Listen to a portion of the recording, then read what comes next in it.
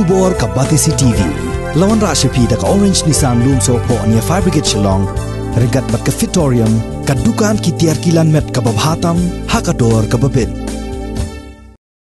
MLA jong ke BJP, uba Alexander L. Heck ula penpau bakadai ke Kamyeng Kamsem, jong ke BJP ban shim ya karai, halor ke jingpen bena jong Menteri Rangba ke Sorkar Jela Konrad Kongkel Sangma, babon ki nongilam ha ke BJP, kila kwa ban wengno ya uba Ernest Mauri, na kesyuki ba ubat kum Presiden jong ke BJP Meghalaya State Unit.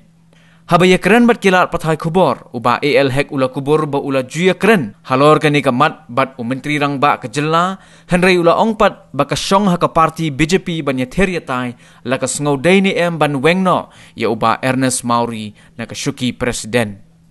Hakajo ko por ula ongru baki weipat ki banabar kimla asatya ban syutuklar ya ka Kamyeng Kamsem jong ke BJP. Bad hakajo ko por ke BJP ru kamla asatya ban syulait tuklar ya ka Kamyeng Kamsem jong ki weipat ki sengsan perthai ki badan laki jong ki riti terekam.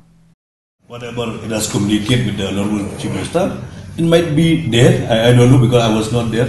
So if anything which is not happy, even the central leader not happy, he also should discuss with all also. I'm also the leader of the BJP parliamentary party. We have to discuss this to say that our party is one and we are strong and we are going to emerge as the leader of the BJP in the coming election. So as partner of the NDA, it has a right of the Chief Minister to also the alliance partner to question. There's nothing wrong to question. The Honorable Chief Minister is not happy with the style and the functioning of the state president of the BJP. We discussed this. He has also mentioned that he has already discussed with the national leader. I'm not denying this, but the decision of the BJP, it has to be taken by the BJP. That's all.